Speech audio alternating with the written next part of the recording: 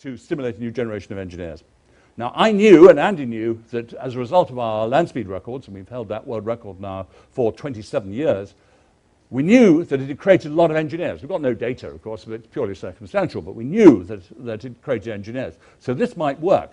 And then I thought, you're in front of the minister, you won't get back there again in a hurry, so you better do something.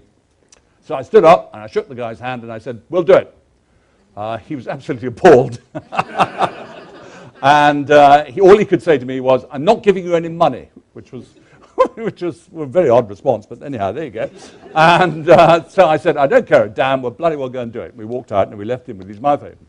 Right, okay, so now we better study something about engineering, about education, because if we're going to build this car and we're going to get our jet engine, we better understand how all this works. So let's get going. We know nothing about education.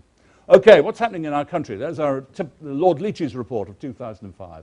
All the skills are in the 40 to 60-year-old age in the companies. The aerospace industry is in terrible problems. Over the next 20 years, they'll lose 60% of their skilled workforce.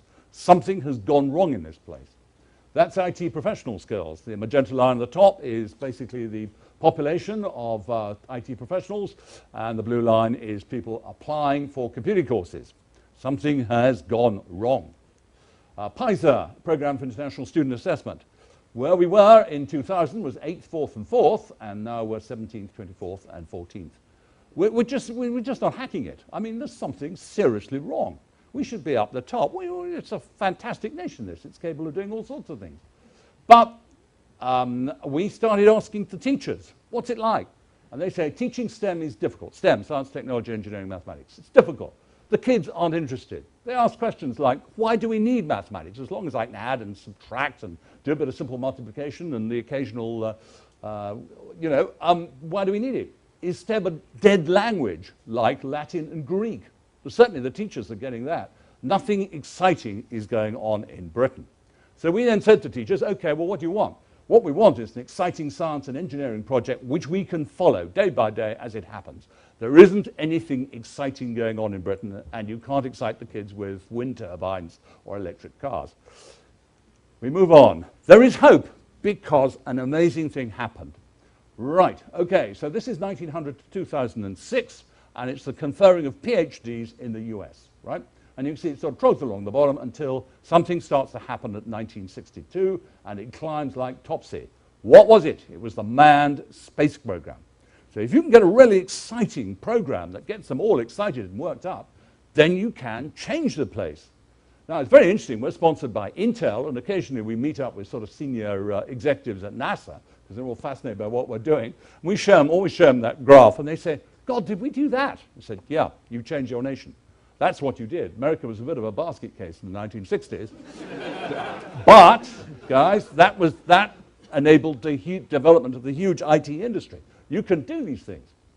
Okay, so we began to learn. We got an education team together, and we started going around all the schools.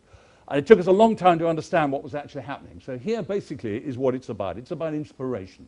So on the y-axis, on the vertical axis, is your level of inspiration, and basically that's your age, if you like, your school age along the bottom on the x-axis. And what we found is the conventional thing is this, that basically kids go to school and somewhere along the line they rub up against engineering or science or something, and they might show a bit of interest. It just sort of trundles along, and with a bit of luck, they might just show some interest. What we discovered with Bloodhound, which is our new car, is they get interested at the age of 5. And you can hold that interest all the way through their educational period. So this starts to get really interesting. We've got 1.5 million school kids on this thing. So it's rather frightening, actually. Anyhow, there we go.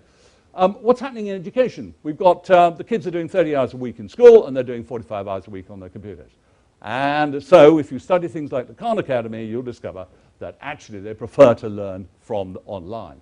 So that's what we're going to do. We're going to be doing our online education, as well, of course, as doing the UK education.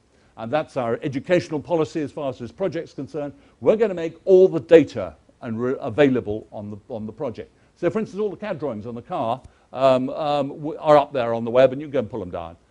2,400 downloads so far, you know. We're making all the performance data available. But, of course, the problem is, if we're going to make all that data available, we've actually got to educate people so they can understand the data. We're talking about huge scale here. So we're doing with Southampton University our own online academy here. We're not going to patent anything, and Bloodhound is now in 211 countries. Okay, so what's going on down the road then?